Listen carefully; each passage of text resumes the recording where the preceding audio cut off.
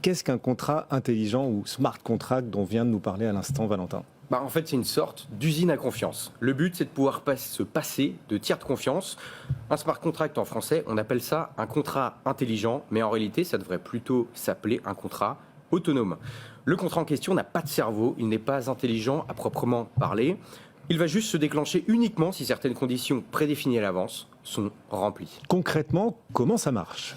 Imaginons, je suis développeur informatique. Oui. Je vais écrire un programme informatique. Ce programme, qu'est-ce que c'est? Ce sont l'ensemble des règles qui vont définir mon projet. Une fois que mon programme est écrit, je vais le graver sur la blockchain en question.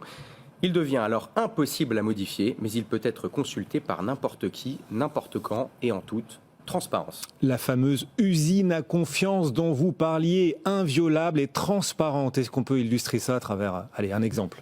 Bien sûr, si demain je veux réaliser un projet de crowdfunding, mais que je ne suis pas certain que le projet va prendre. Du coup, je veux me baquer, je ne veux pas prendre trop de risques et je veux avoir des garanties. Oui. Dans mon smart contract, je vais pouvoir stipuler que si mon projet ne décolle pas à plus de 1 000 euros, dans le mois qui vient, il sera annulé. Si on dépasse cette somme dans le temps imparti, l'argent sera versé au gestionnaire du projet. Et dans le cas contraire, les souscripteurs seront intégralement remboursés. Quels sont, du coup, les avantages des smart contracts?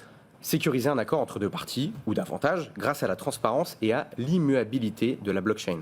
Ça garantit la force obligatoire des contrats, non plus par le droit, mais directement par le code informatique. Les conditions sont très clairement fixées, l'interprétation du code est sans équivoque, contrairement à l'interprétation humaine qui laisse toujours place à la négociation ou à la découverte d'un vide juridique. Une fois qu'on a sécurisé l'accord, on élimine des risques en cascade, ça élimine les risques d'impayés fréquemment observés dans le cas d'un contrat traditionnel et ça diminue drastiquement les coûts des intermédiaires dans l'élaboration, le suivi et la passation d'un contrat. En clair, plus besoin de notaire, d'avocat, la blockchain les remplace en partie. Et donc, les smart contracts sont-ils la perfection? Rendent-ils la perfection possible? Je sais, Guillaume, que vous aimez bien parler des trains qui n'arrivent pas toujours à l'heure. Ce qui fait leur force, ça peut aussi faire leur faiblesse. Aïe. Leur immuabilité, par exemple. Si dans le smart contract que j'ai créé, il y a des bugs, dans la plupart des cas, impossible de les réparer une fois qu'il est gravé sur la blockchain. Si des hackers mal intentionnés réussissent à exploiter les failles en question, ils pourront en tirer profit aux dépens des utilisateurs. Un des piratages les plus connus est celui du projet The DAO. Les hackers ont réussi à voler plus de 150 millions de dollars en jetons ETH. Pour récupérer les jetons, il a fallu réécrire l'historique des transactions dans la blockchain Ethereum.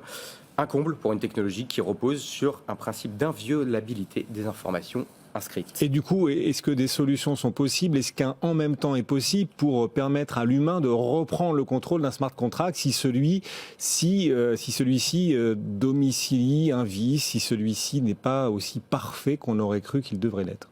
C'est typiquement ce genre de problème qui pose la question de l'immuabilité des blockchains. Est-ce qu'il ne faudrait pas réintroduire une intervention humaine dans le cadre d'un smart contract pour pouvoir définir des cas d'arbitrage en cas d'extrême urgence? Pour les puristes, il faut préserver autant que possible ces écosystèmes de toute intervention humaine et politique.